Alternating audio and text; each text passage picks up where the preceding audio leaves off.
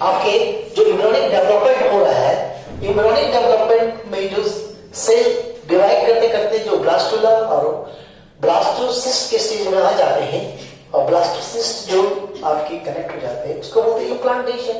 और ये जो इम्प्लांटेशन में दो ब्लास्टोसिस्ट के दो लेयर होते हैं, आउटर लेयर को बोलते हैं अपन ट्रोफोब्लास्ट, और अंदर वाले जो सेल्स होते हैं जो एक जगह एग्रीगेट करके रहते हैं उसको बोलते हैं इनर सेल मास। आप लोग क्लियर है? अब इनर सेल मास ही एम्ब्रियो बनाता है, और ट्रोफोब्लास्ट क्या सब बनाता है? एक्स्ट्रा एम्ब्रियोनिक मेम्ब्रेन बनाता है। तो अब क्या करता है कि जब ब्लास्टोसिस्ट हो जाता है तो blastocyst 7th day of after fertilization होता है, और ब्लास्टोसिस्ट जो होते हैं जब इनर सेल मास के दो लेयर बनते हैं, एक बोलता है एपीब्लास्ट और दूसरा हाइपोब्लास्ट। एपीब्लास्ट जो बाद में जाके ये बना लेता है क्या? एक्टोडर्म, और हाइपोब्लास्ट क्या बनाता है? एंडोडर्म। अब देखते हैं कि ट्रोफोब्लास्ट का वो सेल जो इनर सेल मास से कनेक्टेड रहता है, नियर रहता है, उस सेल्स को बोलते हैं एम्ब्रियोजेनिक सेल्स, और ये एम्ब्रियोजेनिक सेल्स जो बनाते हैं उसको सेकंड लेयर में बनाता है, उसको बोलते हैं एम्ब्रियो। और इसके अंदर कैविटी रहता है, वो जो एम्ब्रियोटिक कैविटी बोलते हैं, और इसी के अंदर एम्ब्रियो फ्लोट करते रहता है।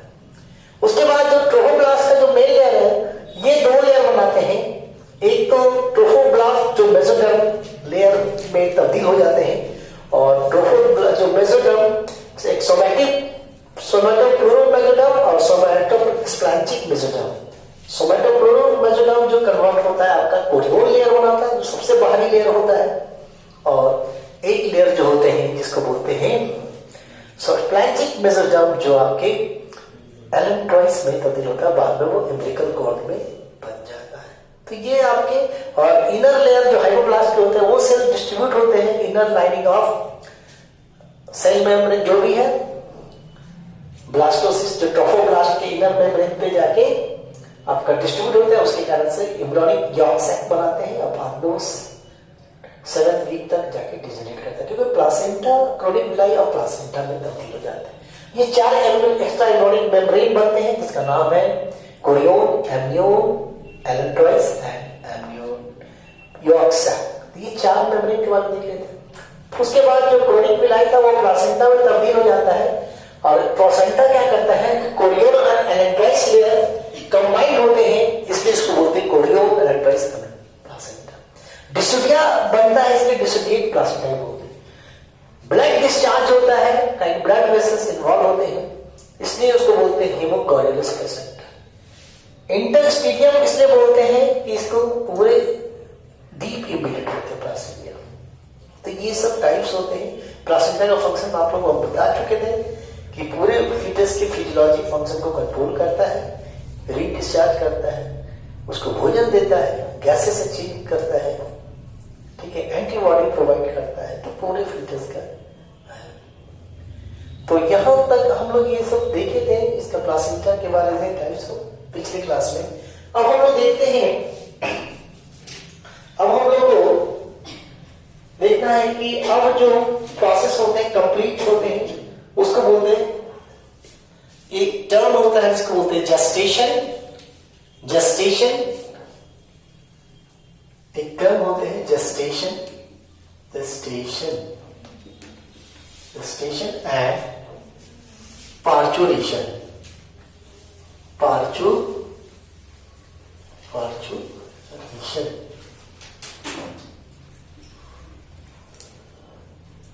देखिए, जेस्टेशन एंड पार्चुरेशन ये प्रक्रिया है दोनों।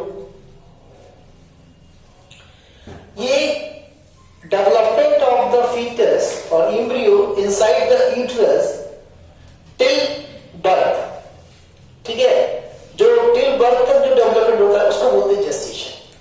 अगर हम लोग जेस्टेशन की बात करते हैं तो ह्यूमन में जो जेस्टेशन होता है करीब 9 मंथ का होता है, 40 वीक्स का होता है, 280 डेज का होता है, 280 दिन लगते हैं। डे वाइज पूछेगा, मंथ वाइज पूछेगा और वीक वाइज पूछेगा तो आप इतना बताएंगे। तो इसको बोलते हैं जेस्टेशनल पीरियड, जेस्टेशंस। दूसरा, जब आपका at the end of gestation, at the end of gestation जब है तो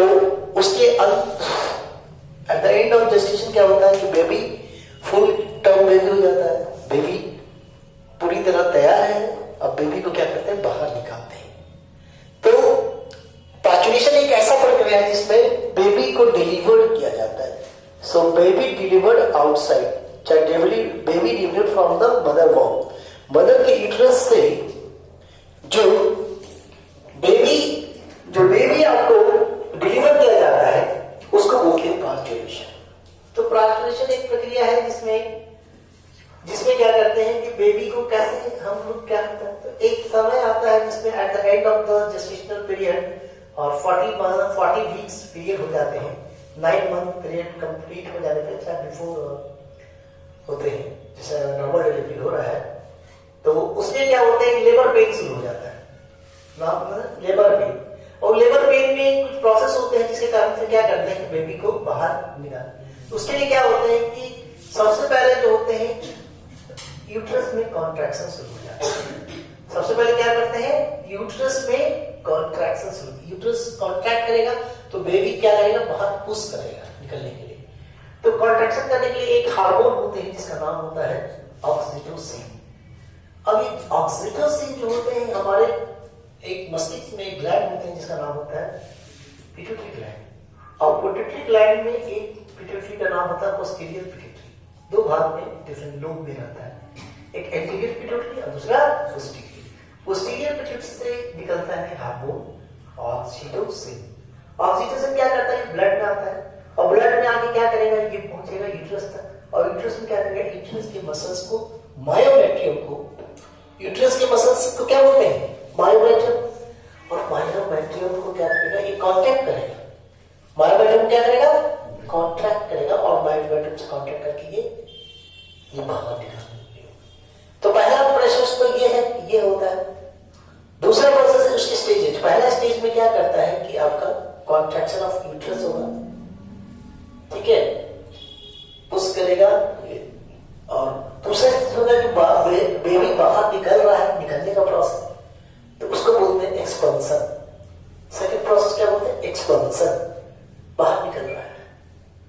तो यानी कि उसमें क्या हो रहा है कि जो बर्थ कैनाल है, बर्थ कैनाल का मतलब जो वेजाइना का मार्ग है और सर्विक्स का मार्ग है, उसी मार्ग से नॉर्मल डिलीवरी होता है, नॉर्मल डिलीवरी वहीं से होता है। और जो सिजेरियन होता है, जो ऑपरेशन से होता है, उसमें क्या करते हैं कि अपन क्या एब्डोमेन को और यूट्रस को कट करते हैं, और कट करके बेबी को ऊपर से निकाल देते हैं। वो बर्थ कैनाल मार्ग से नहीं आता है, वो एब्डोमेन को कट करके, यूट्रस को कट करके ऊपर से अपन बेबी को क्या करते हैं, फिर उसको स्टिच कर देते हैं, तो उसको सिजेरियन बोलते हैं। वो पार्चुरेशन कैसा होता है, सिजेरियन होते हैं, वो तो ऑपरेटेड होते हैं, वो गायनेकोलॉजिस्ट होती है, जो डॉक्टर, जो बच्चे की बेबी डिलीवर करने वाले जो डॉक्टर होते हैं, वो सब उसको गायनेकोलॉजिस्ट बोलते हैं, और वो उसको करते हैं। तो यहाँ पे ये प्रोसेस जो है, ये गैस्ट्रेशन, एंड ऑफ गैस्ट्रेशन और पार्चुरेशन प्रोसेस जो है, ये मिलके क्या कर रहा है कि ये बेबी को उसमें कौन कौन सा हार्मोन, जैसे ऑब्जेक्टिव बताए, कुछ साफ में सपोर्ट करता है, प्रोस्टाग्लैंडिन, वो भी यूट्रस को कॉन्ट्रैक्ट करता है। कुछ और भी हार्मोन जो होते हैं उसको रिलैक्सिंग हार्मोन होते हैं, जो रिलैक्स करता है, जैसे पीविक सिम्बाइसिस जो होते हैं, यहाँ पे बोन है, जो यहाँ पर के बोन होते हैं, जो गार्डल होते हैं, पाल्विक गार्डल और पैल्विक गार्डल को जो ज्वाइंट करते हैं, दोनों पैल्विक गार्डल को, राइट एंड लेफ्ट, वो वहां पे पीविक सिम्बाइसिस होता है, वो क्या करते हैं, थोड़ा सा डायलेट ज्यादा हो जाता है, थोड़ा सा लिटिल डायलेट हो जाता है, उसी कारण से एक्सपेंशन क्या होता है, बर्थ कैनाल का मार्ग ज्यादा होता है। बर्थ कैनाल के लिए क्या होते हैं कि एक हार्मोन रिलैक्सिन क्या करता है, वो ज्यादा यानी रिलैक्स कर देता है, बर्थ कैनाल को थोड़ा सा डायलेट कर देगा। किसको डायलेट करेगा, सर्विस को, तो सर्विस को डायलेट करेगा, तो वो क्या करेगा कि बेबी का जो हेड है वो आगे की ओर आ रहा है, और सैक जो होता है, सैक फिर फटने लगता है।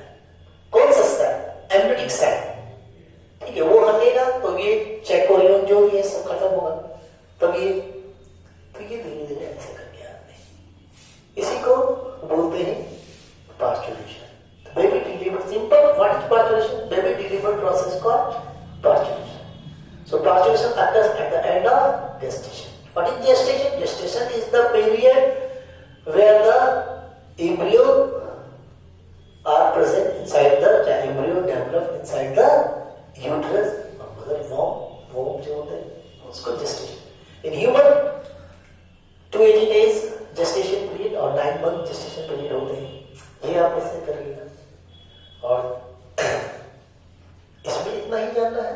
उसके बाद पार्टिकुलेशन हो जाने के बाद क्या होते हैं कि तुरंत बेबी के क्या होते हैं, एक प्रक्रिया होती है जिसको बोलते हैं लैक्टेशन. उसके बाद हम लोग पढ़ना लैक्टेशन. तो लैक्टेशन में क्या होता है कि मदर में तुरंत क्या रहता है, मिल्क का सिंथेसिस हो जाता है. तो मिल्क का सिंथेसिस होने के लिए क्या होता है, उसके ग्लैंड्स में अल्विलाई जो होते हैं वो क्या करते हैं, एक्टिव होते हैं और मिल्क सिंथेसिस. और मिल्क सिंथेसिस जो होता है एक हार्मोन की मदद से होता है जिसका नाम है प्रोलैक्टिन. और फिर मिल्क बनने के बाद क्या करते हैं, मिल्क को बाहर इजेक्ट करना पड़ता है. तो ये वो डिपेंड करता है, वो रिफ्लेक्स एक्शन चलता है. बेबी जैसे मिल्क बेबी जैसे डिलीवर होता है तो वो क्या एक रिफ्लेक्स प्रोसेस जाता है ब्रेन में और वो उस तरह से उसको इजेक्ट करने में मदद करता है. तो ये प्रोसेस यहाँ पे मिल्क सिंथेसिस को लैक्टेशन बोलते हैं. तो एक प्रोसेस आते हैं पार्चुलेशन एंड लैक्टेशन. तो सबसे पहले हम लोग जेस्टेशन से स्टार्ट करते हैं. देखिए जेस्टेशन से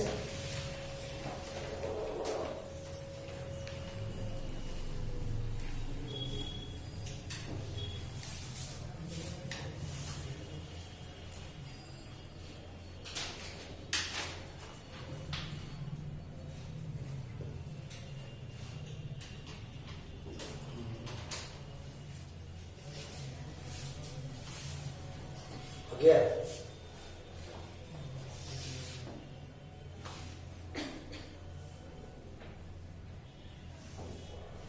देखिएगा पार्चुलेशन का the act of expelling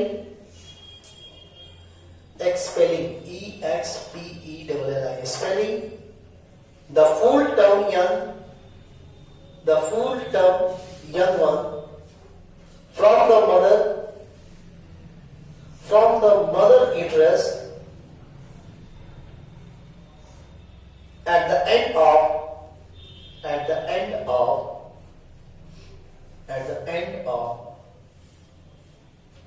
gestation period. At the end of gestation period is called parturition.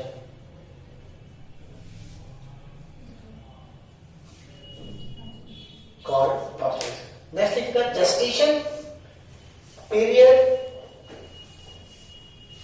Gestation period is the time period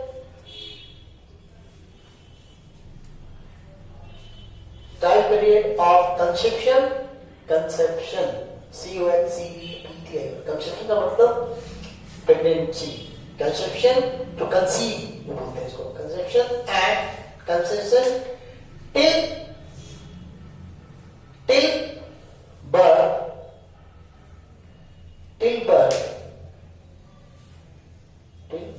उसको बोलते हैं gestation period. देखिएगा in human gestation period is 9 months or 40 weeks or 280 days.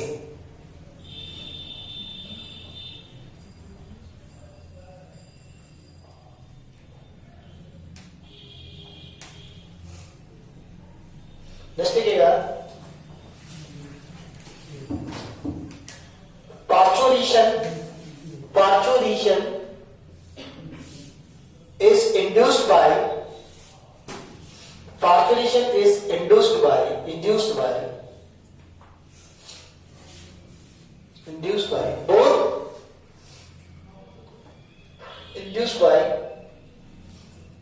both nervous system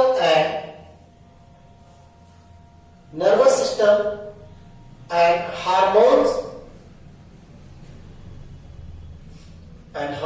secreted by the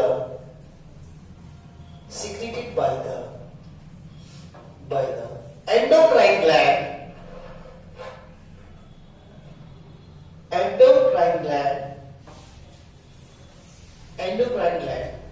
of the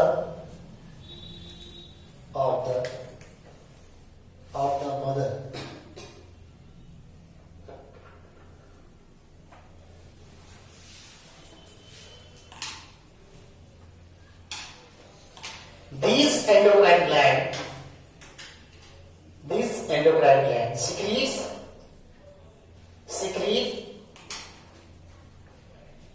endocrine gland secretes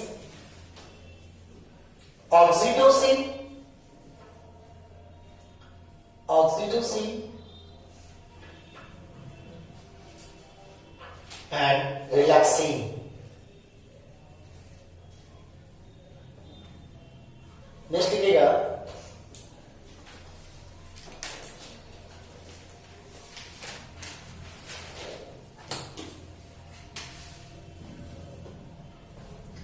the signal for childbirth, the signals for childbirth,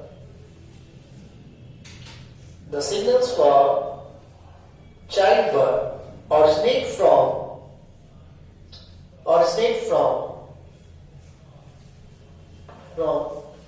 the fully mature fetus,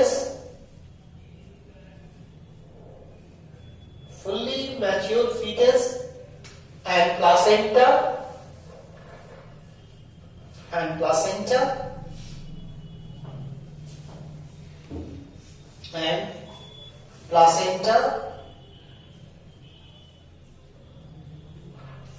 which induce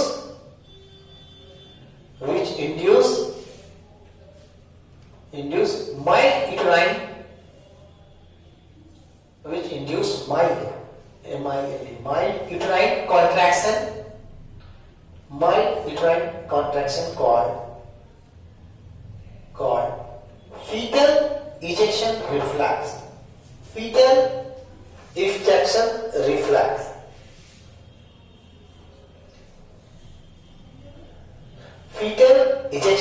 reflex.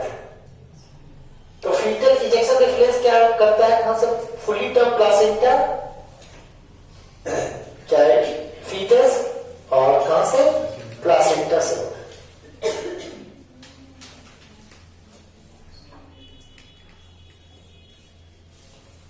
इसको लिखिएगा फिर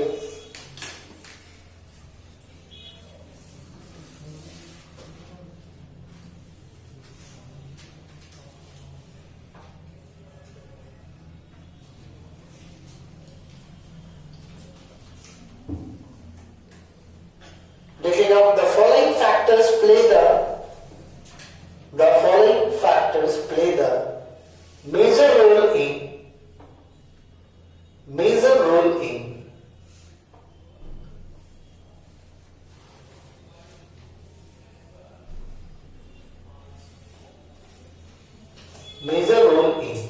parturition,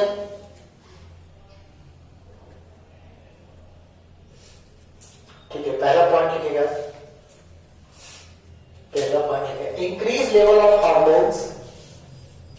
increased level of hormones, oxytocin,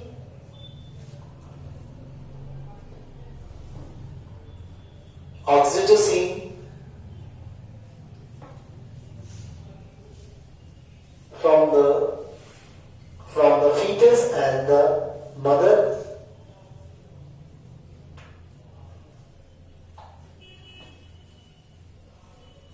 पहला क्या है? Oxytocin contract करता है. दूसरा लिखिएगा increase in second point, increase in oxytocin receptors, increase in oxytocin receptor by estrogen.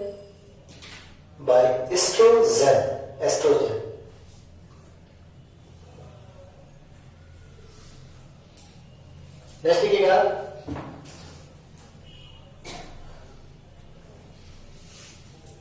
तीसरा है blocking the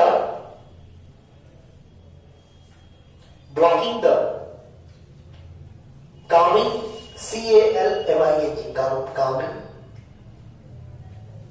calming influence of the progesterone by estrogen. देखिए इसमें क्या करता है, जैसे लेबर पेन शुरू हो जाते हैं तो लेबर को क्या करता है कि प्रोजेस्टेरोन का लेवल जैसे ही कमता है, जैसे प्रोजेस्टेरोन अब कमेगा डिक्रीज होगा तो क्या होगा, ब्लड प्रेशर वगैरह टूटना शुरू होगा, टूटना शुरू होगा क्या, लिवर पेन शुरू हो जाएगा, तो वो क्या करता है कि कोलेस्ट्रॉल इंड्यूस करता है। नेक्स्ट लिखिएगा, नेक्स्ट पॉइंट लिखिएगा, expansion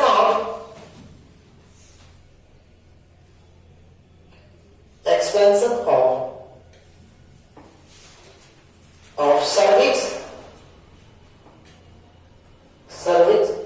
by hormone relaxin, expansion of cervix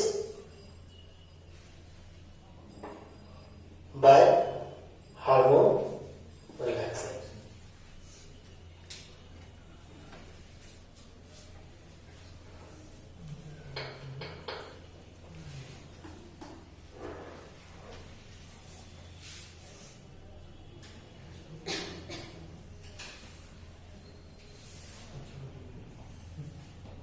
next लिखिएगा, स्टेजेस ऑफ चाइल्ड बर्थ। अब हम लिखेंगे स्टेजेस ऑफ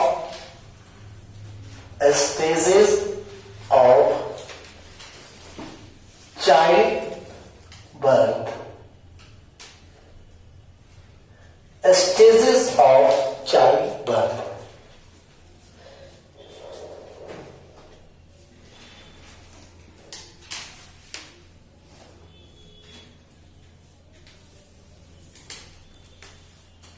इसमें 3 स्टेजेस होते हैं, कितना कैसे, 3 स्टेजेस। पहला स्टेज है डायलेशन स्टेज, दूसरा एक्सपल्सन स्टेज, और तीसरा placental stage.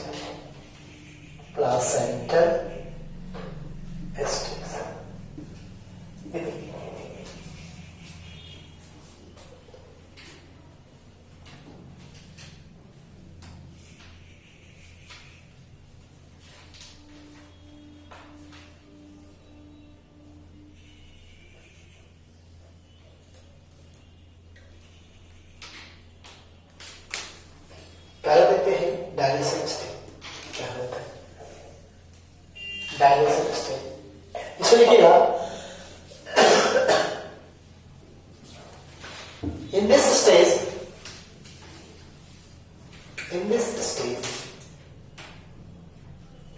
uterine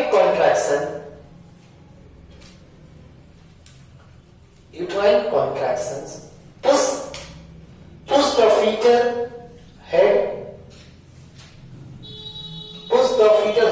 lower in the uterus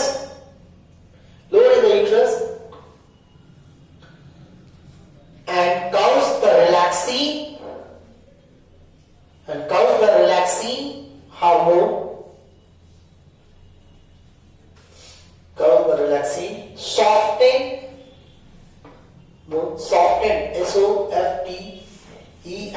soften cervix to dilate.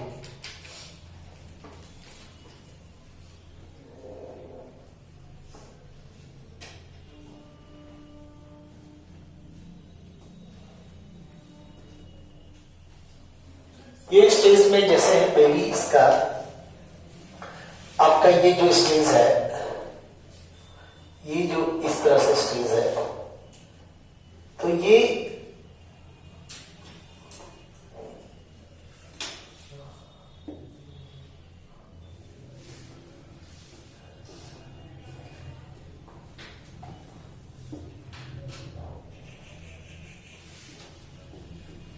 Uterus. अब ये जो आपका जो ये हेड जो है यहाँ पे बेबी का,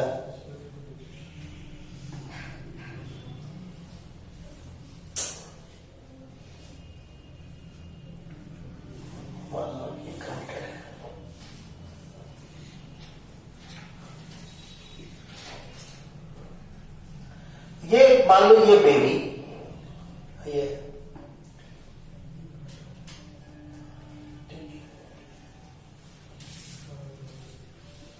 ये बेबी बना है। अब यहां पे ये जो है, ये जो आप देख रहे हैं, ये यूट्रस है, अब ये बेबी ये डायलेट, ये क्या है, ये सर्विक्स, तो ये क्या है, सर्विक्स डायलेटेड, डायलेटेड, डायलेशन। तो इसमें डायलेशन करने के कौन सा हार्मोन यूज कर रहा है, यहां से कौन सा हार्मोन लग रहा है, डायलेट कर रहा है, कौन सा, रिलैक्सिन, रिलैक्सिन। ये यहां पे जो बोन है, यहां पे जो बोन्स होते हैं दोनों तरफ, ठीक है, प्यूबिक सर्फ, प्यूबिक बोन, ये भी रिलैक्स हो रहा है, प्यूबिक बोन क्या हो रहा है, रिलैक्स। तो जो जो प्रोसेस हो रहा है वहां पे हम लोग चर्चा करेंगे, ये ठीक है। ये बेबी यहां से आपका, और ये जो आपका ये प्लासेंटा है, अभी प्लासेंटा इंटैक्ट है, ठीक है, और ये इम्ब्लिकल कॉर्ड, इम्ब्लिकल कॉर्ड आपका लगा हुआ है, समझ रहे ना। तो ये आपका, ये दिस इज द जो स्टेज आपको बता रहे हैं ना, ये आपका ये प्लस है, ये आपका ये यहां से नहीं रहता, ये इसका यहां से नाभि है उससे कनेक्टेड है ना। अभी तो सर्विस डायरेक्टेड, और आगे के क्या मार्ग है, ये वेजाइना, ये सब वेजाइना। तो यूट्रस का हम लोग देखे हैं इसको दरबार, तो डायलिसिस, चलिए बोले।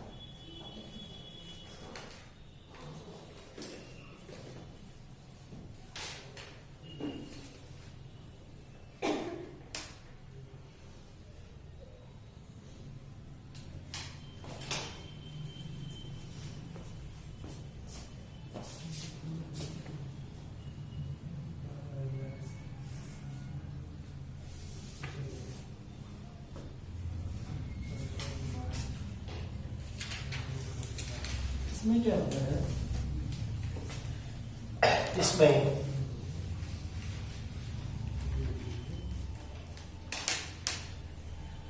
इसमें हो रहा है full term fetus moves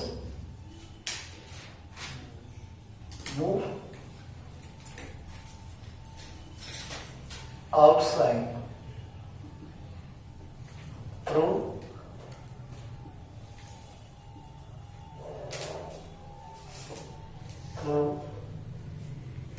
dilated cervix and vagina.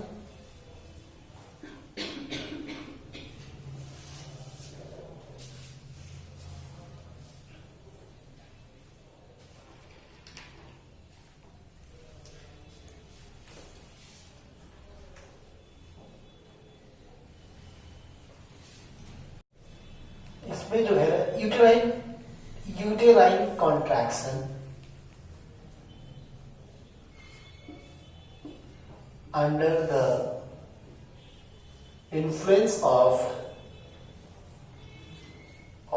oxytocin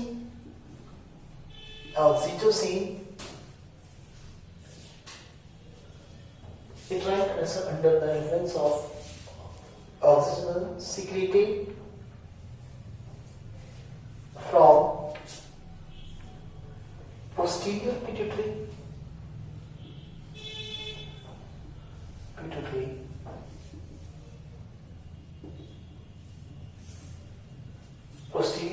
gland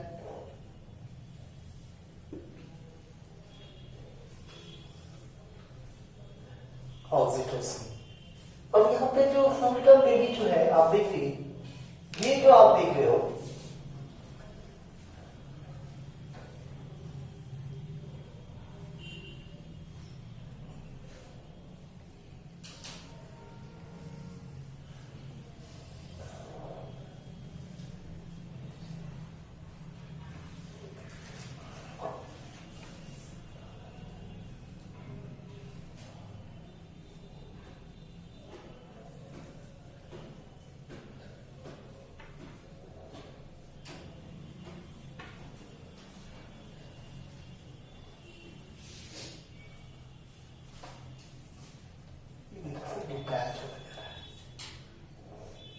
अब ये जो ये है हेड,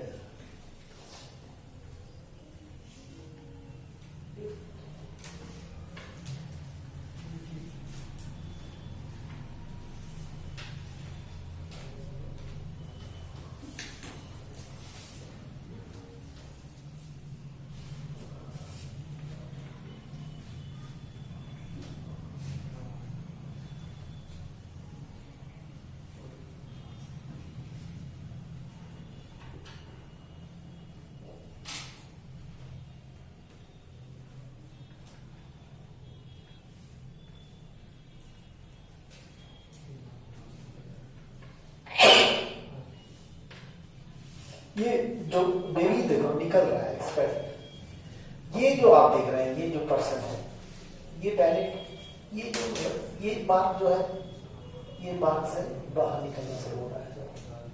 तो ये जो आप देख रहे हैं ये तो सर्विक्स है,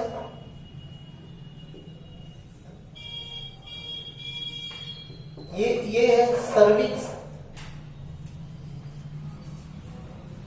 और ये जो है वेजाइना। अब ये देखिए इसको एक्सपेंशन में, और धीरे धीरे ये बच्चा जो है ये बाहर आ रहा है, और ये जो इसका इम्प्लिकल कॉर्ड,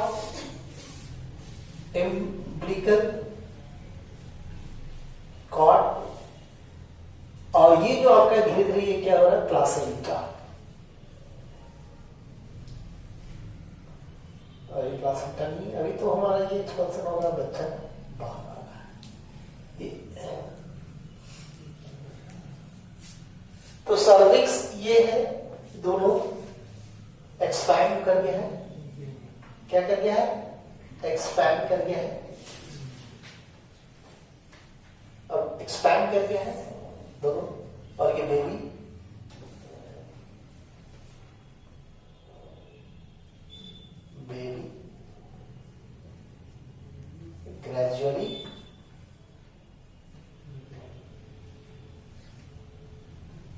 comes outside. ये दूसरा स्टेज एक्सपल्सन स्टेज को हम लोग दिखाया, ठीक है, एक्सपल्सन स्टेज को हम लोग दिखाया।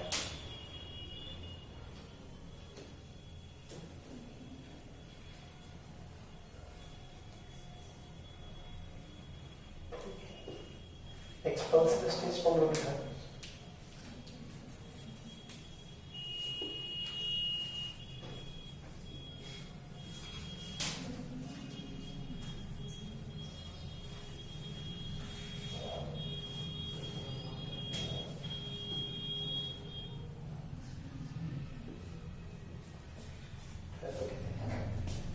ये है फीटस,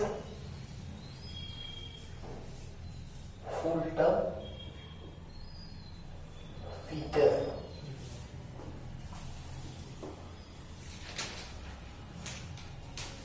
ये फिगर में हम देखा है एक्सपल्सन।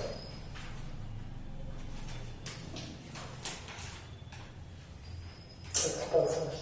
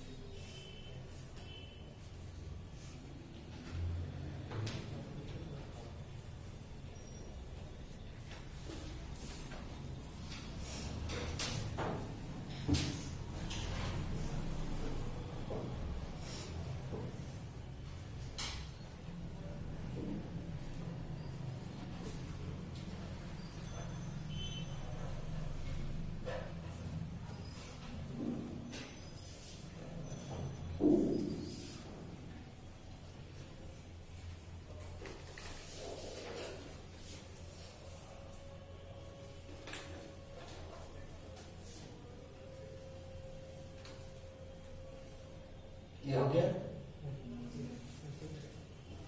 ये तीसरा स्टेज है, इसको बोलते हैं थर्ड स्टेज जो है,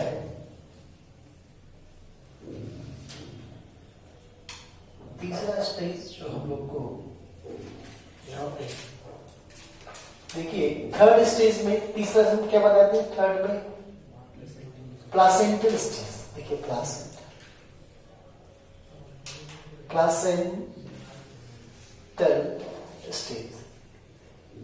अब देखिए प्लासेंटा के बारे में बात कर रहा है। ये जो आपके, ये तो आपका ये है ही है, ये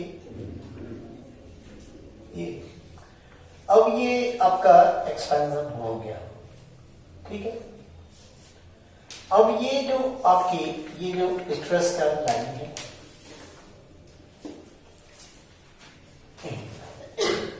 यूटेराइन मसल्स, क्या नाम है, यूटेराइन मसल्स।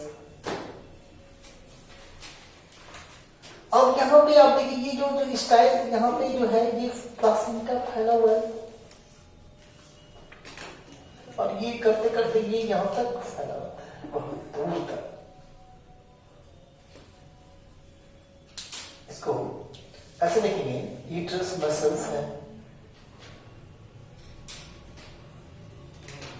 इसको अटैच्ड है और यहां से प्लासेंटा का एक कनेक्शन ये देखा है। तो यहां से क्या करता है, ये डिटैच होके ये जो भाग है ये डिटैच होते होते ये क्या कर रहा है, ये और ये पार्ट, तो ये आपका, ये आप जो देख रहे हो, ये तो प्लासेंटा, अभी बात करेंगे ये क्या है, प्लासेंटा, ये प्लासेंटा है, प्लासेंटा। अब यहां पे ये जो है, ये जो भाग है,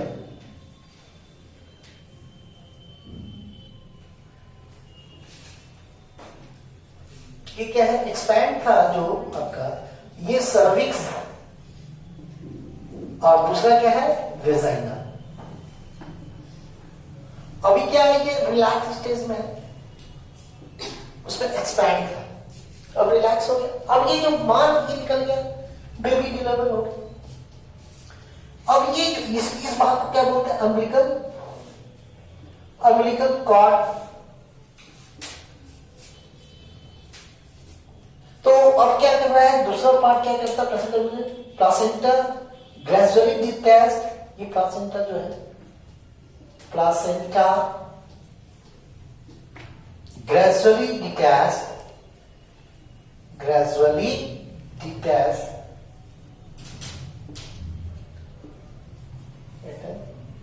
by contraction of uterus.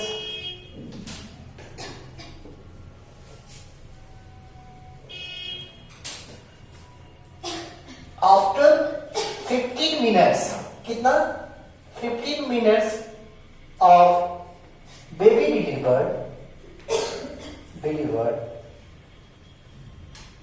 placenta detached from decidual,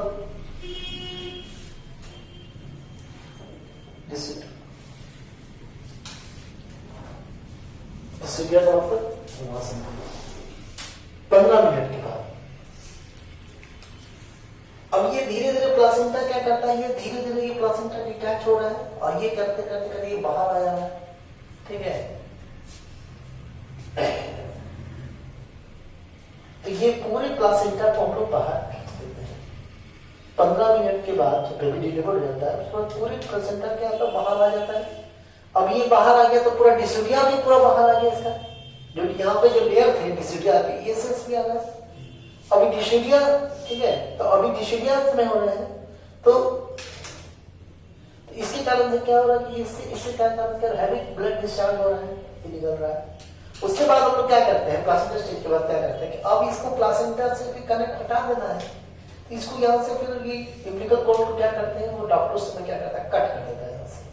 अब क्या, अब तो बाहर आ गया ना, अब तो इसको जरूरत नहीं है, अब तो ये ऑक्सीजन बाहर के एटमॉस्फेयर से लेगा, ये न्यूट्रिशन क्या रहेगा, मदर से लेगा, मिल्क उसको मिलेगा, तो उसमें सब चीज रहेगा, ठीक है। तो अब यहाँ से उसको जरूरत नहीं है, तो इसलिए अब इसको डिटेक्ट करके अम्बिलिकल कॉर्ड को वहां से कनेक्ट कर देते हैं।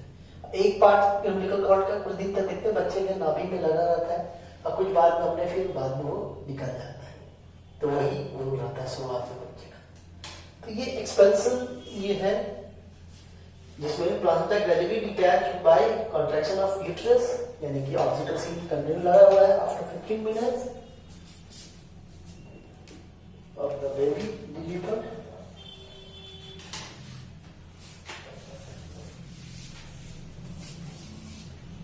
And comes outside.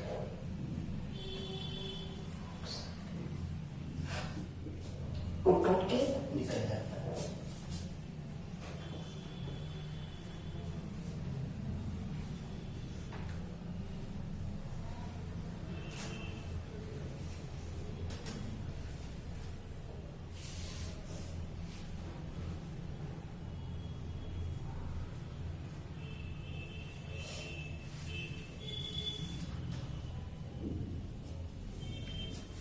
ये पार्टिशन का स्टेजेस याद रखिएगा, तीनों स्टेजेस का क्वेश्चन आता है क्योंकि तीनों स्टेज पर कैसे काम कर रहा है। नेक्स्ट प्रोसेस है, नाम है lactation. Lactation, lactation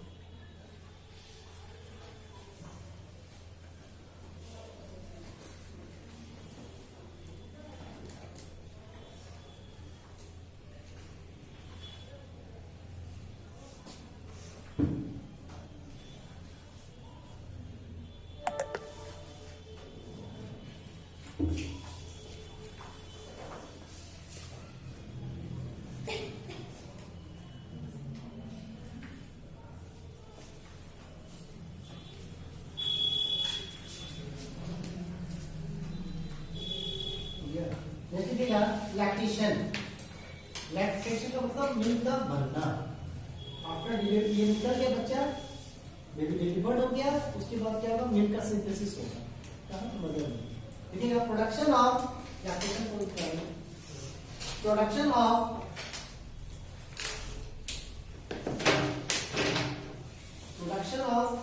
milk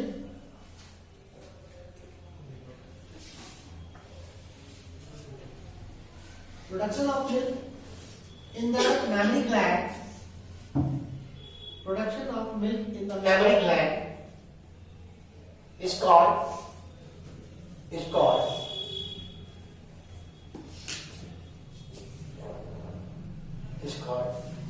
lactation. दूसरा पॉइंट लिखेंगे, secretion and storage of milk, secretion and storage of milk begins within 24 hours. Within 24 hours of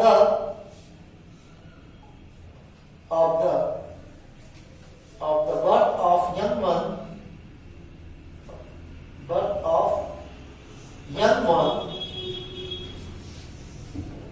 third point लिखेगा, it occurs under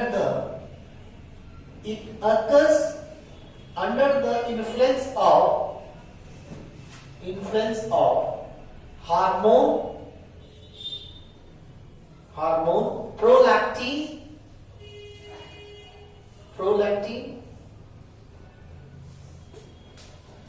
which is secreted from anterior pituitary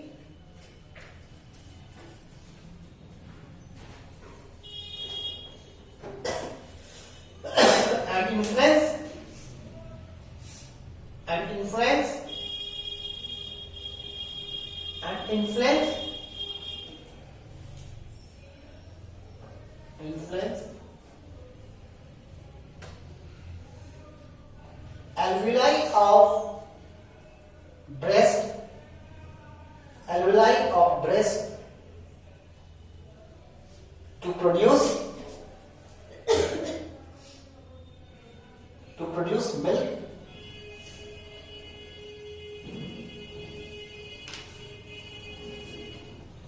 Next लिखेगा, after milk synthesis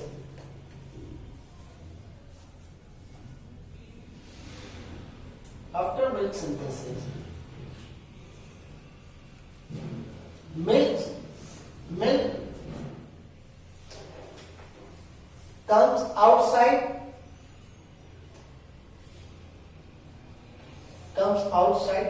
by suckling newly born baby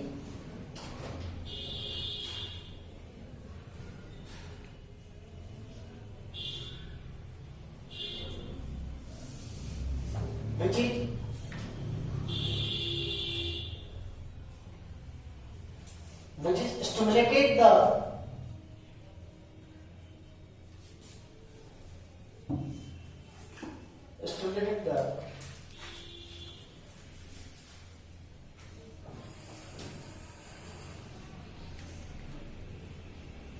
myoepithelial muscles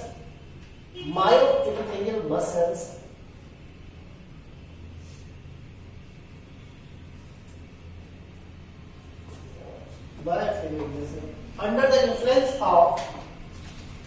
the influence of oxytocin hormone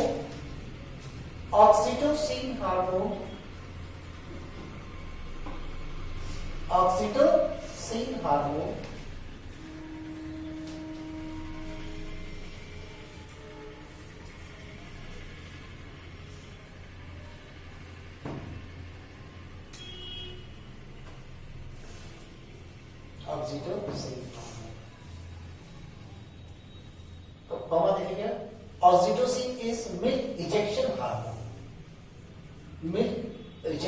hormone. एक तो synthesis हो गया prolactin और eject करता है, milk ejection hormone. ठीक है, ये मिल्क इजेक्ट कर रहा है। जैसे ये लैक्टेशन प्रोसेस जो है यहाँ पे देखिए,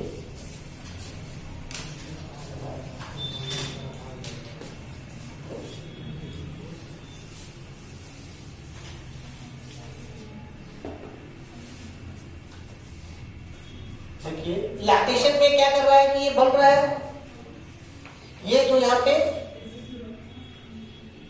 लैक्टेशन यहां से ये बन रहा है, ये लैक्टेशन प्रोसेस हो रहा है जिसपे लैक्टेशन में है। तो ये बेबी से, ये बेबी है शकलिंग, ये स्टार्ट हो रहा है बिगिन से। अब जो है कौन सा हार्मोन है, anterior pituitary, anterior pituitary hormone है। अब ये एंटीरियर पिट्यूटरी हार्मोन कौन सा हार्मोन क्या करता है, कौन सा निकाल रहा है, प्रोलैक्टिन कर रहा है ना। देखिए फ्लो चार्ट में ऐसे, फ्लो चार्ट में ऐसे। अब प्रोलैक्टिन क्या करता है, ये ब्लड के माध्यम से ये क्या करता है, ये आपका ये ब्रेस्ट पे क्या करता है, एक्ट करता है ये जो, और ये क्या करता है, मिल्क सिंथेसिस बंद करता है। क्या करता है, मिल्क सिंथेसिस, ठीक है। प्रोलैक्टिन मिल्क सिंथेसिस कर रहा है। अब ये जो मिल्क सिंथेसिस हो रहा है, ये ब्रेस्ट में जो है, दूसरा जो होते हैं ये ब्रेस्ट का, ये दूसरा हार्मोन जो होते हैं, ये तो मिल्क सिंथेसिस हो रहा है, दिस इज कॉल्ड लैक्टेशन। का मतलब क्या हो रहा है, ये मिल्क सिंथेसिस। अब दूसरा जो सिंथेसिस हो गया, ये ब्रेस्ट में जो कहां है, ये कहां ये सिंथेसिस हो रहा है, ये ब्रेस्ट के एल्वियली में, कहां पे, एल्वियली। अब दूसरा जो है हार्मोन क्या करते हैं, दूसरा जो ब्रेस्ट है, तो ब्रेस्ट का जो आपका ये हार्मोन है, दूसरा हार्मोन, एक तो दूसरा ऑक्सीटोसिन। ऑक्सीटोसिन क्या कर रहा है, ये हार्मोन एक्ट कर रहा है, किस पे एक्ट कर रहा है, ये इसके ब्रेस्ट के, ये एल्वियली पे तो कौन काम कर रहा है, ये प्रोलैक्टिन काम कर रहा है। अब ये जो आप देख रहे हैं, ये जो इस पे क्या है, मायोएपिथेलियल सेल्स, किस पे काम कर रहा है, हम क्या लिखाते हैं, मायोएपिथेलियल सेल। अब मायोएपिथेलियल सेल में क्या करेगा कि जो ऑलरेडी बना हुआ ये क्या करेगा, ये क्या करेगा, ये इस पे करेगा ब्रेस्ट को, तो ये एपिथेलियल सेल्स को क्या करेगा, ये क्या करेगा, ये करेगा इजेक्ट, मिल्क इजेक्शन में क्या करेगा, मिल्क इजेक्शन, मिल्क बनना और फिर मिल्क को बाहर आना। तो मिल्क बाहर नहीं आता, ब्रेस्ट के थ्रू क्या होगा, ये इसके अंदर एल्विलाई है, एल्विलाई से फिर मेमरी डक्ट से, मेमरी डक्ट से क्या एम्पुला, एम्पुला से फिर क्या करेगा, ये लैक्टिक डक्ट फिर बाहर आएगा, जो बेबी सक्लिंग करेगा। तो ये ऑक्सीटोसिन का काम ऐसे करके ये मिल्क इंजेक्शन में मदद कर रहा है, और ये कर रहा है क्या है, ये मिल्क सिंथेसिस में मदद कर रहा है। तो एक है मिल्क सिंथेसिस और दूसरा है मिल्क इंजेक्शन। तो मिल्क सिंथेसिस हार्मोन कौन सा है, प्रोलैक्टिन है ना, प्रोलैक्टिन कैसे काम किया। और ये मिल्क इंजेक्शन हार्मोन क्या है, ये मिल्क इंजेक्शन जो है ये है ऑक्सीटोसिन।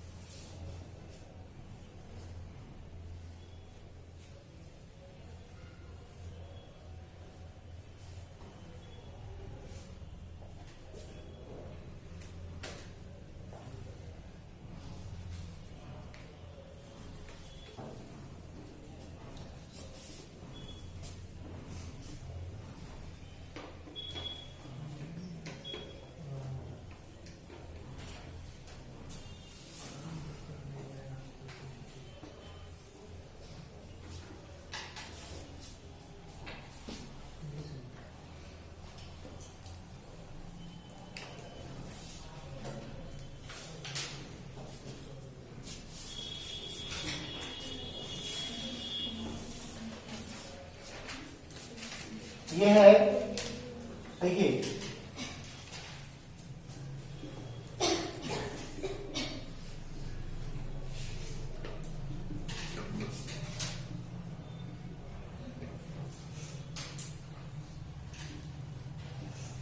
देखिए फीटल डेवलपमेंट 40 वीक का हम बोले थे फीटल डेवलपमेंट होता है, ठीक है।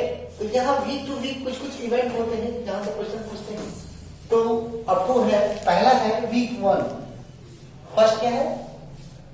वीक 1। हम लोग देखते हैं ऐसे करके लिखते हैं वीक 1 क्या क्या होगा। पहला है, देखिए फिर वीक 1 में क्या है? फर्टिलाइजेशन। आपको पता है पहला सप्ताह ही फर्टिलाइजेशन होता है। दूसरा क्या होता है? क्लीवेज, क्लीवेज भी होता है। तीसरा क्या होता है? 100 सेल्स बन जाते हैं, इसको क्या बोलते हैं? ब्लास्टोमिया। क्या बोलते हैं? ब्लास्टोमिया। और क्या बोलते हैं? ब्लास्टोसिस्ट। यही होते हैं। और चौथा क्या होता है? इम्प्लांटेशन हो जाता है ना। तो इतना चीज आपकी, हम 5 चीजें लिखे, इससे क्या क्वेश्चन आएगा? तो 100 फर्स्ट वीक में क्या क्या प्रोसेस हो जाता है? 6 to 7 days तो फर्टिलाइज इम्प्लांटेशन होता है। तो पहले सप्ताह वीक 2 और वीक 1 वीक 2 में क्या होता है? दूसरा वीक 2 में तो वीक 2 में क्या होता है? जर्म लेयर बनेगा ना, ब्लड जर्म लेयर्स फॉर्म। अब आप जानते हैं जर्म लेयर कौन का? Ectoderm, endoderm, mesoderm. अब हम उसको देखेंगे।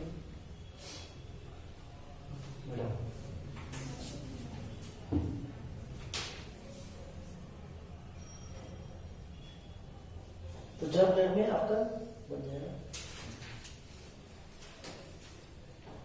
नेक्स्ट है वीक 3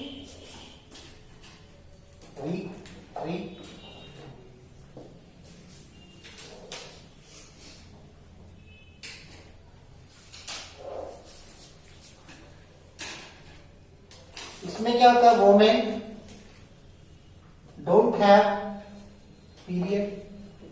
अगर वो प्रेग्नेंट है तो उसको पीरियड नहीं होगा, मेंस्ट्रुएशन नहीं हो पाएगा, ठीक है। क्योंकि अब यहाँ पे जर्म लेयर बन गया तो प्रोजेस्टेरोन का लेवल बढ़ते जा रहा है। प्रोजेस्टेरोन क्या करता है? आपका यूट्रस को रप्चर करने नहीं देगा, कार्पस ल्यूटियम आपका बढ़ते चला जा रहा है, ठीक है ना। तो women will not have, they don't have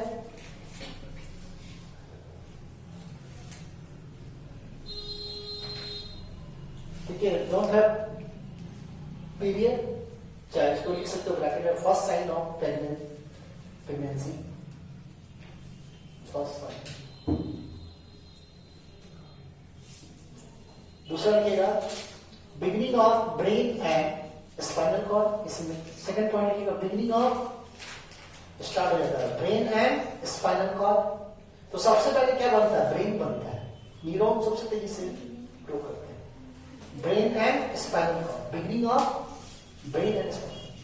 fourth note पे लिखिएगा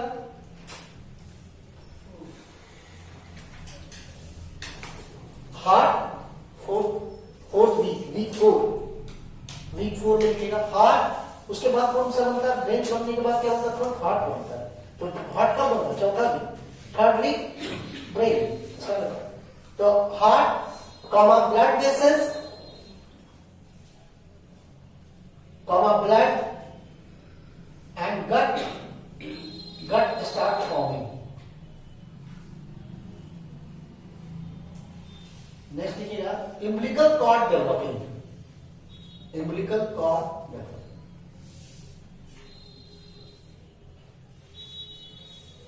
वीक 4। नेक्स्ट लिखिएगा वीक 5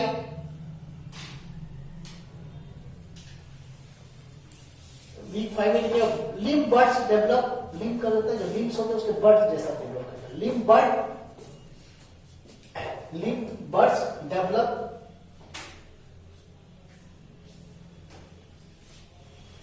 दूसरा पार्ट हार्ट क्या करता है? पंप करना शुरू करता है, हार्ट बिकम पंपिंग। नेक्स्ट लिखिएगा वीक 6, वीक 6 में लिखिएगा eyes and ears start to fall. Eyes and ear start to fall, आंख और कान। वीक 7 लिखना, वीक 7 लिखेगा major internal organ developing, major internal organ developing. दूसरा लिखेगा फेस फॉर्मिंग, फेस बनना शुरू हो जाता है, फेस फॉर्मिंग।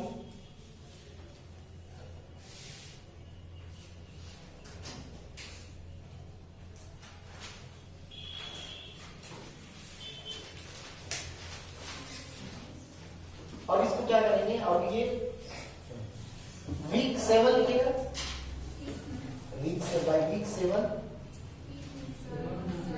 क्या हो गया, फेस फॉर्मिंग लिखे थे ना, वीक 7। और सीधे आ जाइएगा बाय वीक 12, सब कल फाइंड करता हूं ना, मिडिल जो स्टेजेस आते हैं जिस वीक में नहीं दिखा रहा है। By week 12 fetus fully formed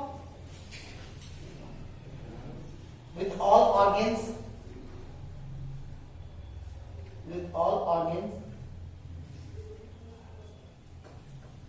दूसरा पॉइंट लिखिएगा sex organ well develop, sex organ well develop.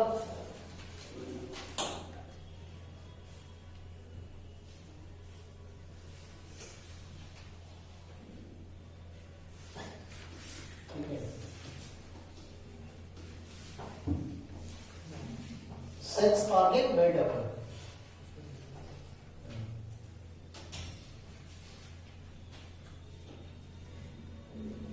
Next लिखिएगा by week 20 20, by week 20, by week 20। तो 20वां सप्ताह क्या कराएगा, hair beginning to grow. Hair, hair माने पूरे शरीर में हेयर ग्रो करना शुरू होता है, hair beginning to grow,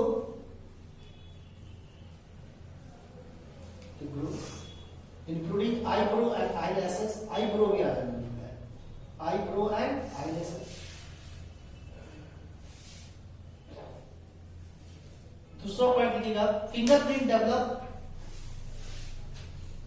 fingerprint develop. तो कब होता है, 20वां सप्ताह।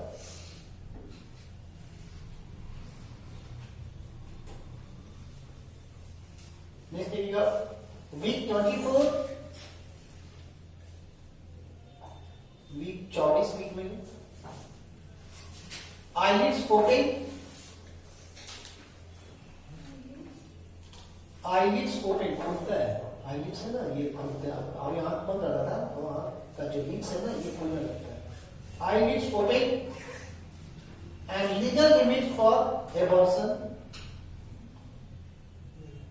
Legal limit for abortion in most circumstances.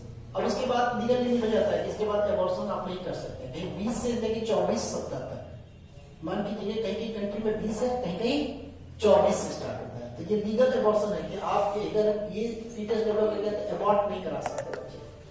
अगर बहुत ज्यादा गंभीर समस्या है, माता को खतरा है, चाहे बच्चे में कुछ एबनॉर्मलिटी आ गया है, चाहे बच्चा इस तरह का गड़बड़ है, चाहे नहीं सर्वाइव कर रहा है, तभी आपको एमटीपी कराएगा, मेडिकल टर्मिनेशन ऑफ प्रेगनेंसी होता है। सही है ना।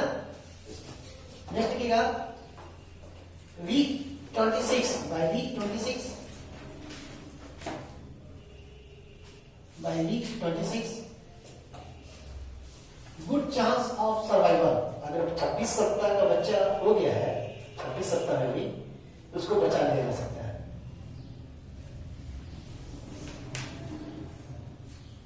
ठीक है, इसको बोलते हैं प्रीमैच्योर।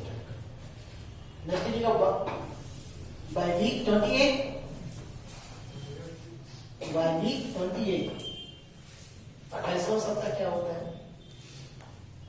नेक्स्ट लिखिएगा 28वां सप्ताह बेबी मूविंग विगरसली, तेजी से मूव करता है, मूवमेंट शुरू कर देता है बच्चा।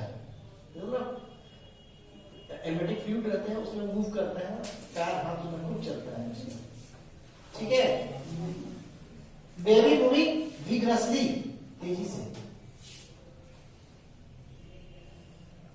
और उसमें क्या रिस्पॉन्ड टू टच, वो टच करने से रिस्पॉन्ड करता है उसमें बच्चा।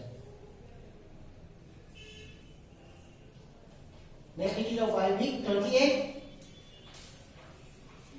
लिख देना बाय वीक 30, बाय वीक 30 30वां सप्ताह क्या करता है,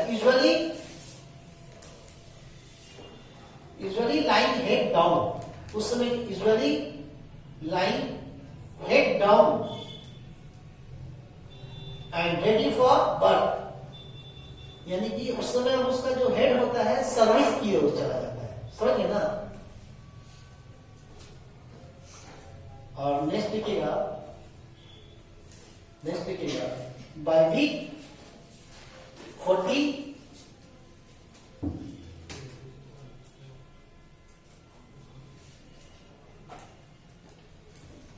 ठीक है, बाय वीक 40 इसको बोलते हैं कंप्लीट ब्रैकेट में 9 मंथ, बट स्टार्ट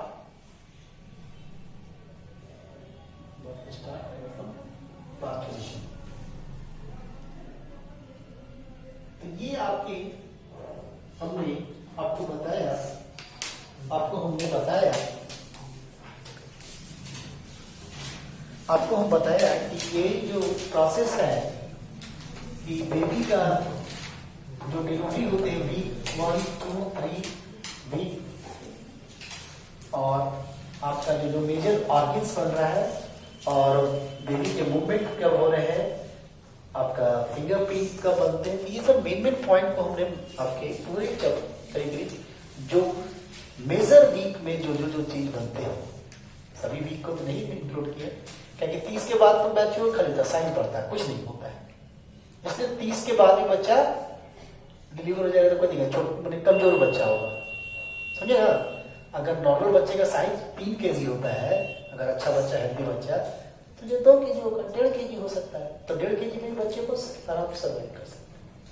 बोले उसको बोलते हैं कभी कभी देखते ना कि 7th मंथ में बेबी होते हैं, तो 7th मंथ वाले बच्चे तो क्या कमजोर रहते हैं, उसको प्री मैच्योर बेबी बोलते हैं, 6 मंथ वाले प्री मैच्योर, और एक 7th और 9th मंथ के बीच में हो जाते हैं तो उसको बोलते हैं प्री टर्म बेबी, वो भी बच्चा कमजोर होता है, ठीक है। लेकिन इतना कमजोर नहीं रहेगा कि 7th वाला बच्चा तो पहचान में जाता है, 7 महीना वाला बच्चा ये है जिसका 7 महीने में बर्थ हुआ है, तो वो थोड़ा बहुत ज्यादा उसका ग्रोथ करने का मतलब वो आता भी है, तो ग्रोथ उसका लगेगा कि लेकिन धीरे ही रहता है, वो बहुत हेल्दी नहीं हो पाता है, अरे अब कैसे मिल जाएगा।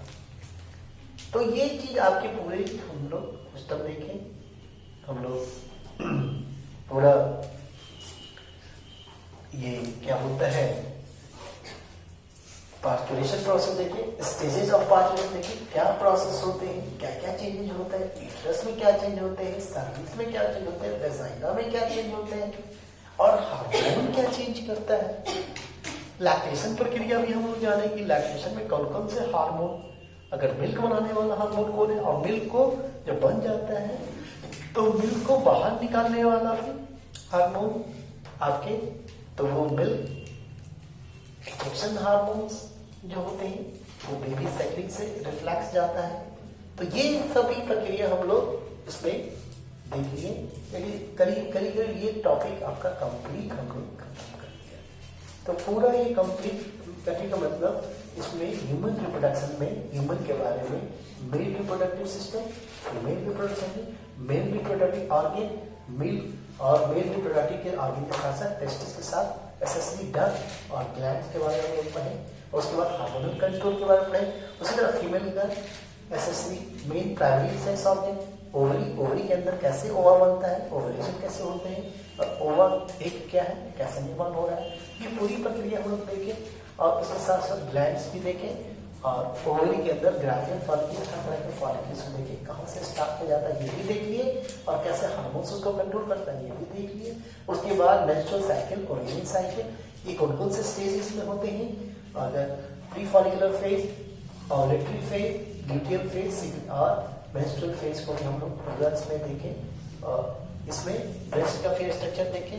ब्रेस्ट के बाद हम लोग एम्ब्रियोनिक डेवलपमेंट में आए, उसके प्री एम्ब्रियोनिक डेवलपमेंट ब्लास्टोसिस्ट तक, फिर ब्लास्टोसिस्ट से जर्म लेयर और जर्म लेयर से फिर ये कैसे कैसे ग्रोथ करके फुल टर्म एम्ब्रियो, फिर उसमें प्रिमिटिव ऑर्गन डेवलप किया था फीटस, और फीटस फिर आके 40 तक किया। फिर फीटस से आपका जब फुल टर्म फीटस होता था कैसे बाहर जाता, उसको पास्चुरेशन प्रोसेस को आज देख लिए। उसके बाद लैक्टेशन प्रोसेस को देख लिए। फिर embryonic development week by week कैसे क्या क्या होते हैं वो भी हम लोग उसको देखेंगे। ये करीब करीब आपका यहाँ पे हो गया, इसको वहीं तक रखते हैं ना। अब हम लोग 2 टॉपिक खत्म हो गया। नेक्स्ट टॉपिक हम लोग शुरू करेंगे, 3rd टॉपिक ये हो गया जिसमें सबसे ज्यादा आपके और भी क्वेश्चंस आते हैं, पूछेंगे सभी तरह, वो है रिप्रोडक्टिव हेल्थ। ठीक है, उसमें डिवाइसेस वगैरह पूछा जाता है और अभी टेक्निक है।